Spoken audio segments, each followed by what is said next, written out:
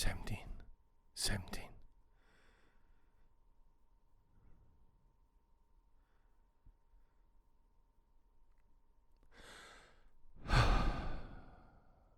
God.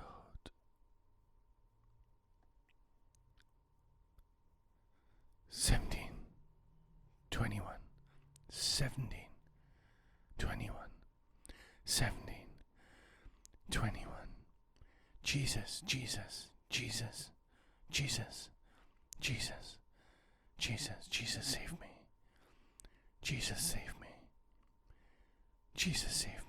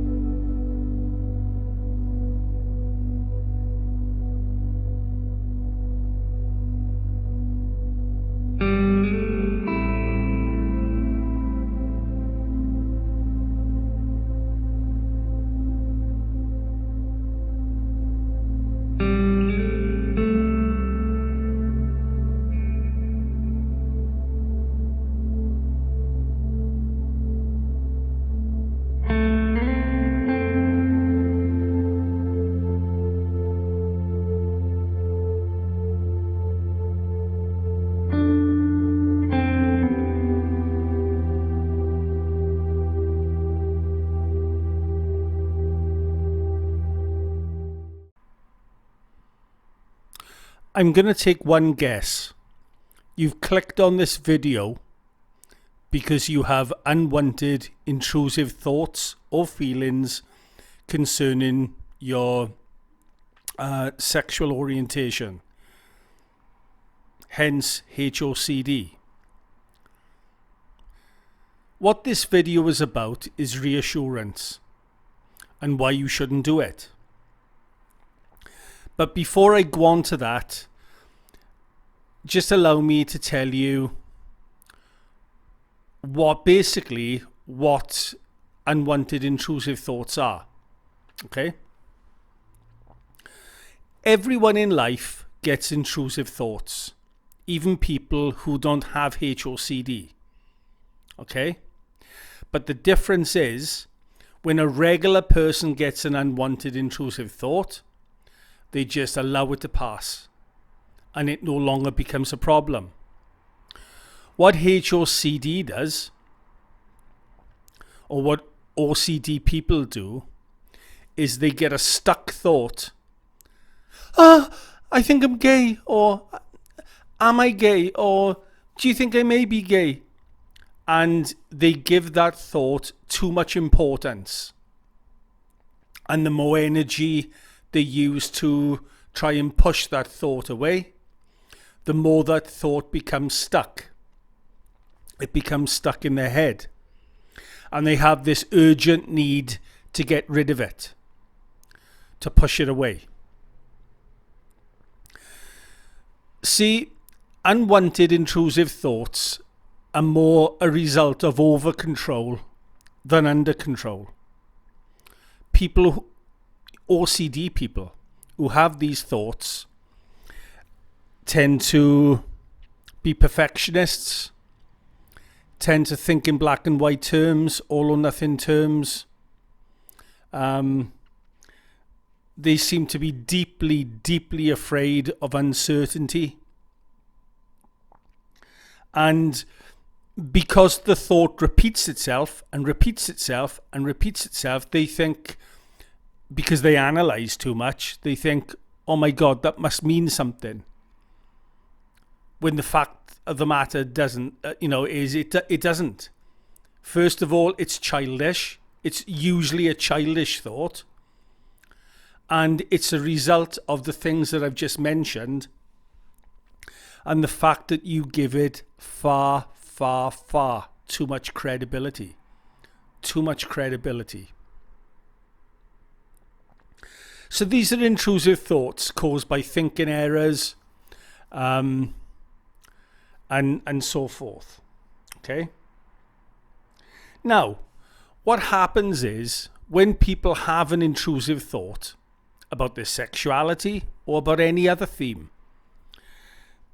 the first motherfucking thing they do is try to seek reassurance.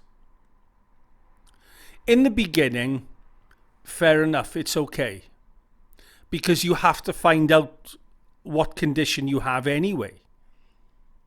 You know, this is why people find out they have HOCD through researching.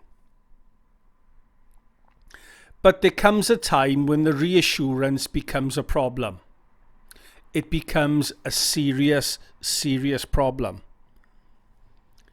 And it's almost like being in jail.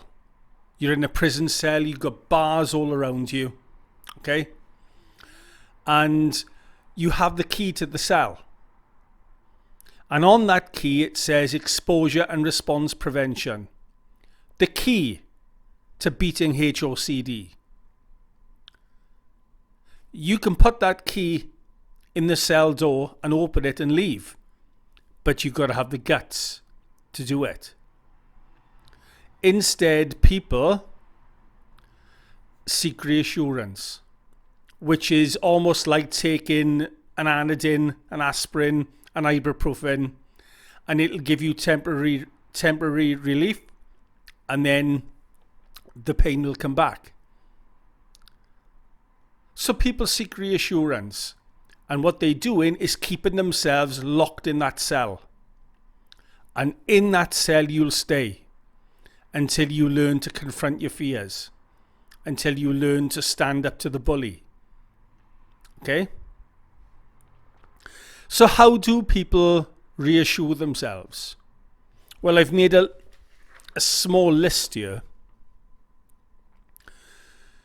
People with HOCD reassure themselves by Googling, collecting information, by checking out porn to see if they're aroused by the same sex. They have mental compulsions, saying things to themselves to try and neutralize or to try and, ward off these thoughts to give themselves temporary relief. They also ask other people, do you think I'm gay? Do you think I'm gay? Do you think I look gay? Do you think I look masculine? Do you think I look feminine? Do you think this? Do you think that? That's another way of reassuring. And self-talk, like I've sort of mentioned. And there are many more. There are many more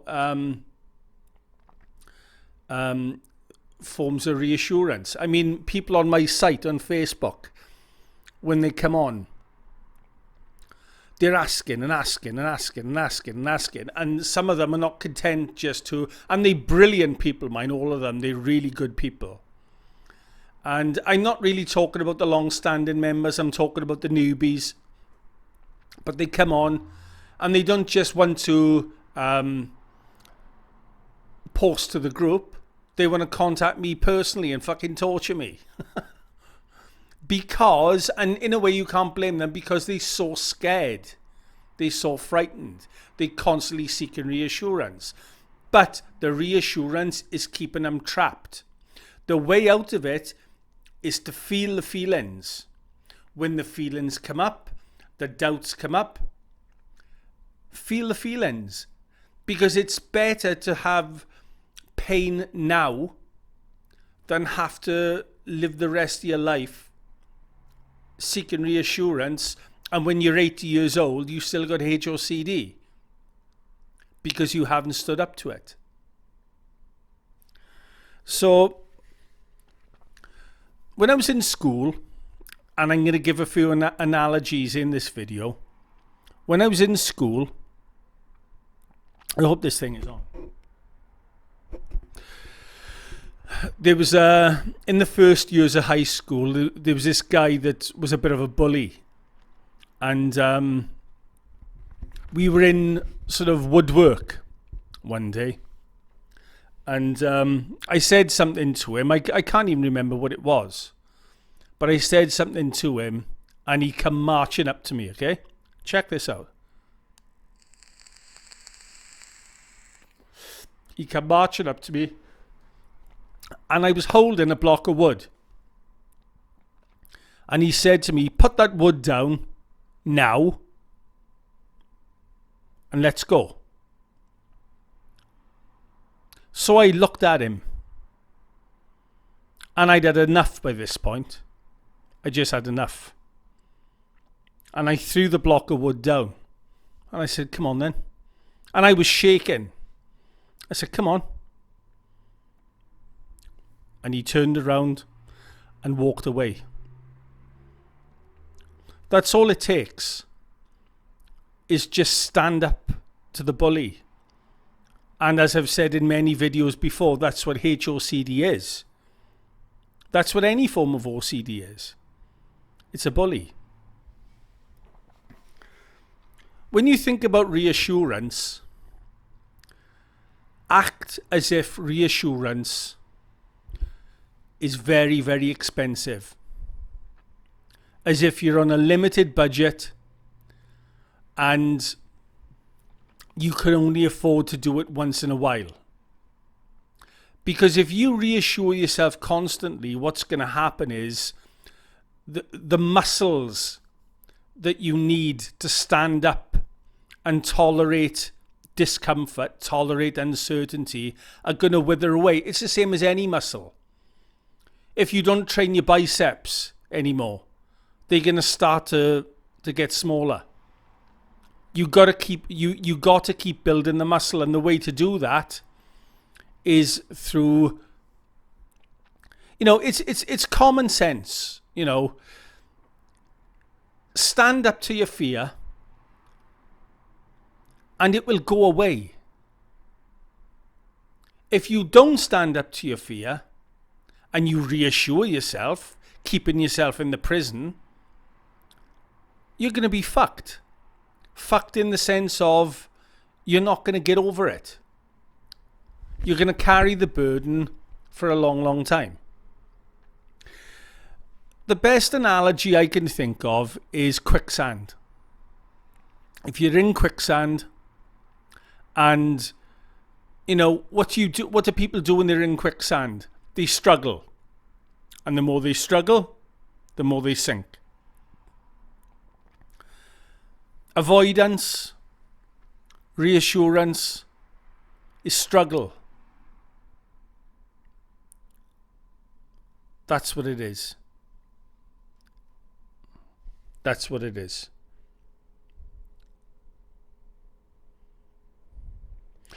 See, what you need to do as well is change the relationship that you have with the unwanted intrusive thought.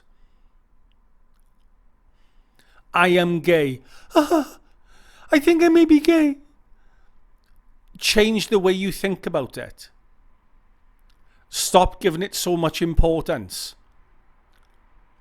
Do you know what a really good idea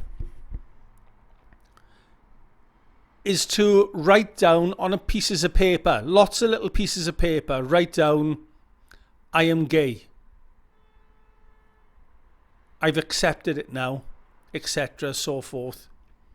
And put one on your fridge, put one on your bedroom, put one by your bedside, put another one in the bathroom, and everywhere you go in the house, there it is.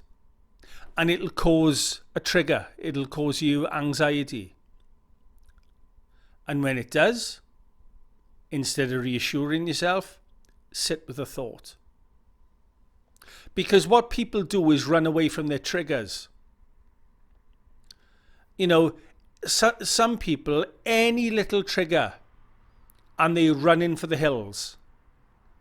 They won't go out to meet their friends. Run to it. Don't fucking stay in and stay away from your buddies just because you think you'll get a semi-hard on. Go out and meet him. And if you get the semi-hard on, or a twitch or groinal response or whatever, or the thoughts start coming, tolerate them. Don't reassure yourself. Say to yourself, fuck it. I'm gay, so fucking what? So what? Because deep down inside, you know you aren't. But it's a process that you have to go through by not pushing against the thoughts, but accepting them. Do you know, it's one of the biggest enemies of HOCD is to reassure yourself. But unfortunately, because we don't know any different, any OCD person will immediately try to reassure themselves, almost like a child that is wants reassurance that they loved. So 11 o'clock at night, they get out of bed and they go into their parents' room and they want cuddles, or they want to be told that they loved constantly. They constantly want reassurance. But reassurance is very short term. It's better to accept the pain. It's better to stand up to the bully, like that example of mine in Comprehensive. Get it out of the way.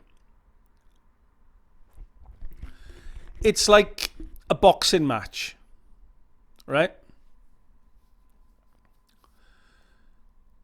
You can either fight for 36 minutes in a boxing ring, if you're a boxer, which is 12 rounds of 3 minutes, or you can back down and regret it for the rest of your life. Woulda, shoulda, coulda. If only I did this, if only I did that, if only I put myself through it, and so on and so forth. Even if those 36 minutes of pain in a boxing ring are, like what I said, pain, at least you got it out of the way and you faced it. And you can live the rest of your life in peace, even if you lost. Same thing.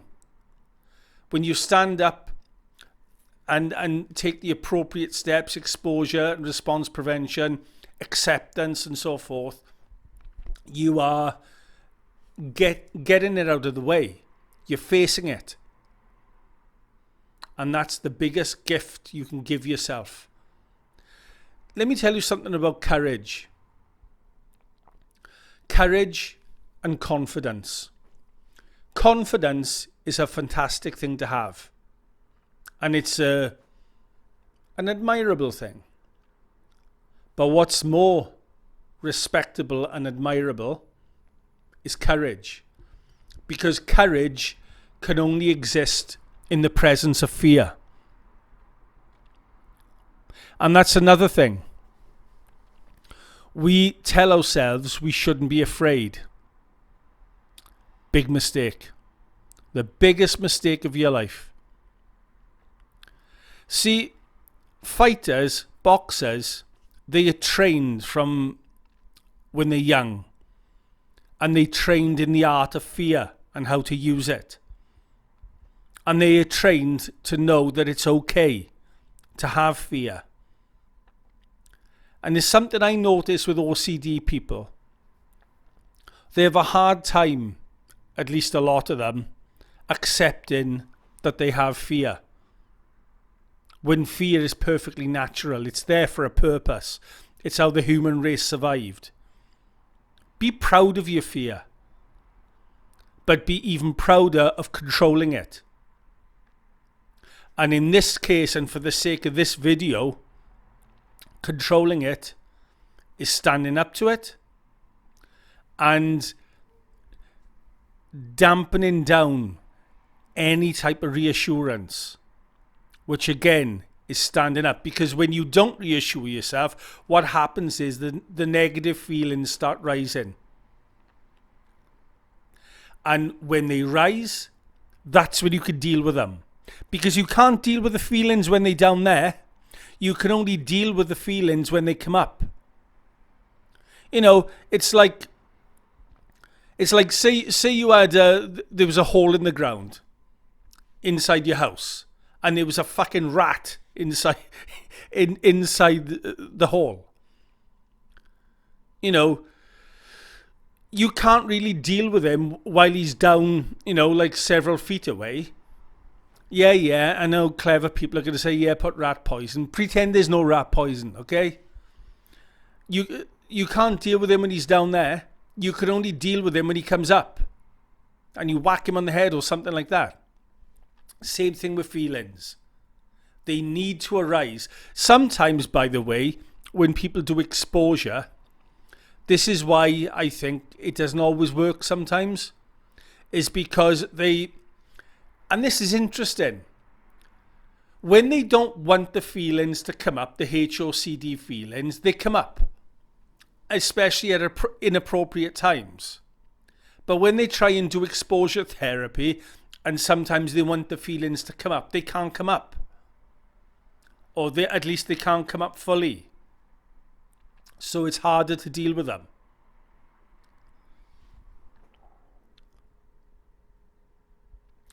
See, with seeking assurance, it's obviously a way of looking for certainty. But another thing that HOCD people don't realize is that certainty isn't possible. It's not possible. I could go out for a walk, which I'm probably going to do in about an hour. How do I know I'm not going to get hit by a car? How do I know that a car isn't going to swerve off the road and plough into me? I don't know that. I got no absolute guarantees. But I'm going to do it anyway. Because you can't, because one of the beauty, is hard, I can't believe I'm saying this, but one of the most beautiful things in life is the fact that it's uncertain, that we don't know what we're going to get. Because can you imagine how boring the world would be if you knew exactly what you were going to get every minute of every day and everything was guaranteed safe? Can you imagine going on a roller coaster with 100% certainty? It'd be fucking boring. And this is the thing that you need to address as well, is uncertainty.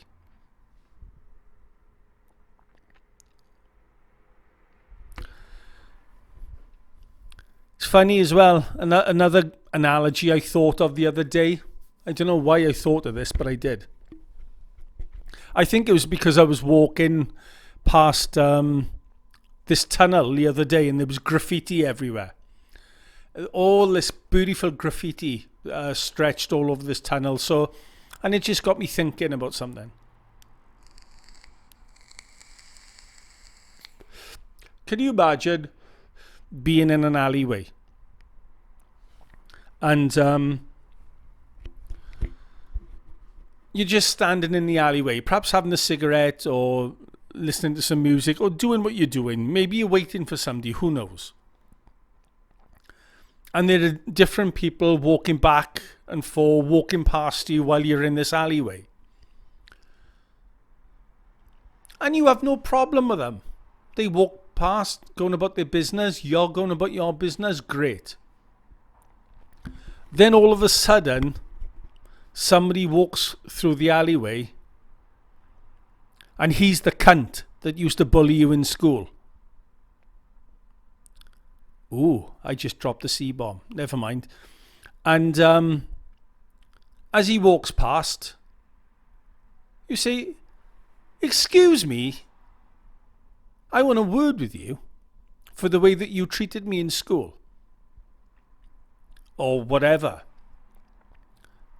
And he says to you, "Who do you think you were talking to?" So the two of you start arguing. And then you say, "Oh, look, just fuck off. Just get lost. Leave me alone." So he's being stubborn now and he won't leave. So you continue arguing with him and you're pointing and calling each other names and all the rest of it. That's exactly what an intrusive thought is like. I'm gay. I could be gay. Why didn't I have attraction towards that hot girl? I looked at that hot girl and I didn't feel anything. Why? You know, that thought becomes stuck, just like that guy in the alleyway stays. If you just let him pass and go about his business, he would have gone. Same with the thoughts. You give those thoughts too much importance, so they'll stick around and stick around. And, you know, almost like on a hamster's wheel, they'll just keep going. And, you know, obviously I'm in danger of repeating myself as I always do. But you need to stop giving them importance. How do you stop giving them importance? By accepting them when they enter your head and not committing any acts of reassurance. Because when you commit an act of reassurance, you're saying to that thought, you're important. You're important. So the thought thinks, fuck it. I'll reside in, you know, if I'm important, I'll reside inside his head. You know, almost like as if you were throwing a party. You were throwing a party and there's some strange guy at your table taking pieces of cake off your table. Is it such a big deal he's taking pieces of cake? Not really. He's not causing any trouble. Everyone else seems to like him, but you don't know him. So what you do, you go over. Hey, what the fuck are you doing? Get out. You know, you made a big issue when there was no need to make an issue. So basically, in a nutshell, do not reassure yourself. Yes, give yourself an allowance, maybe once in a while, maybe once a day. Act like you're on rations, but reassure, right, okay, let me, you know, do this. Reassurance that way, overcoming your fears that way. And if you push, you know, sort of accept and confront your fears, you're going to go places and you're going to get out of this fucking quicksand, you know, and live the rest of your life with peace of mind. If you seek reassurance, you're going to be stuck. You're going to be stuck in that cell. It's almost like Superman 2, and I know I'm coming out with a lot of analogies in this video, but I'm doing it primarily to make it stick.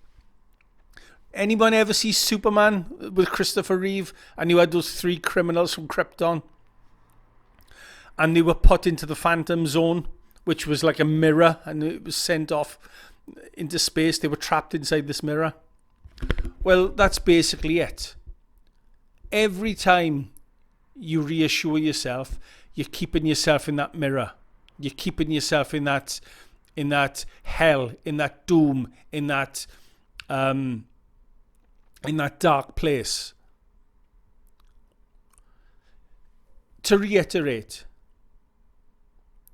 there's one way to get out of this fucking mess, and that's through exposure and response prevention, accompanied by non-reassurance and acceptance. If you're too afraid to do exposure and response prevention, start with acceptance. Start by just allowing the thoughts to be without reacting to them, without arguing with them, without getting involved with them.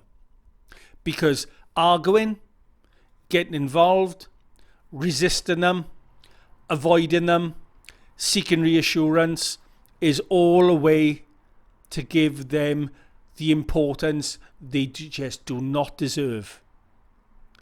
The thoughts are unworthy of your attention.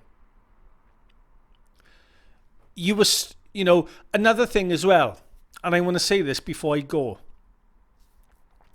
Many, many, many times I've heard people say, well, maybe I must have been gay all along.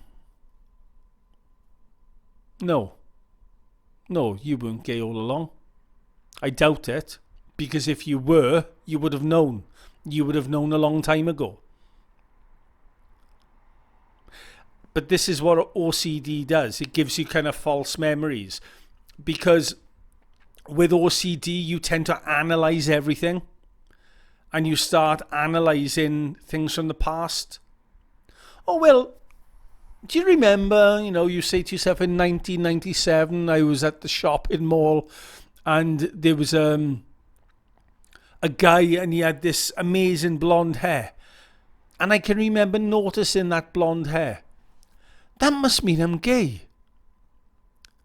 So maybe I haven't got HOCD, and maybe it's just that my sexuality is blossoming to the way it should be. This is what OCD does.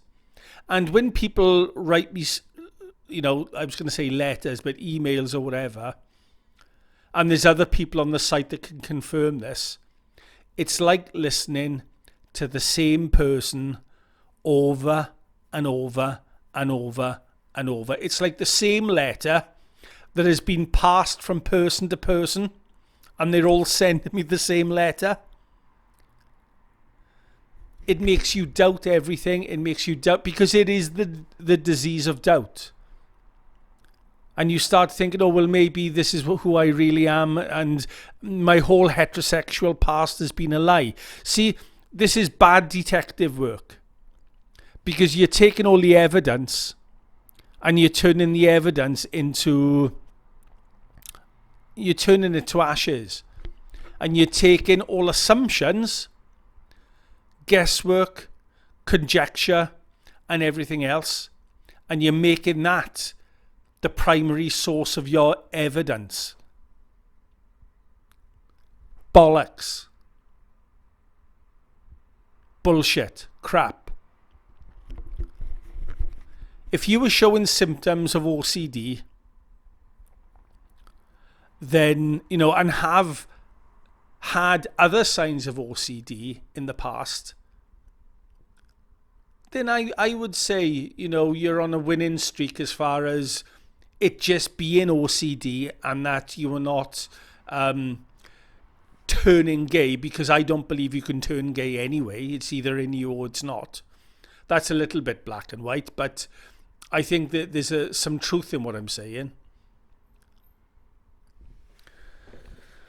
So, I basically come to the end of what I wanted to say. Other than, I really do have a lot of compassion for you, for what you're going through, for the isolation that you're going through, for the fact that there's too many fucking Neanderthals out there who couldn't tie their shoelaces, never mind understand OCD. I'm the youngest of 7 children now. Was 8. When I had magical thinking, and still do to a little extent, do you think I could speak to any of my kin? No. I was left for dead, basically, to sort it out myself. Because people have a hard time empathizing what they can't understand. And this is part of the reason why I created the group. Anyway, I'm digressing. But face your fears. Stop the reassurance. Stop the Googling. Stop the porn addiction or looking at porn. Keep away from the internet as much as you can, and seek therapy immediately, or as best as you can. Anyway, I gotta go, guys. Take care. I'll see you soon.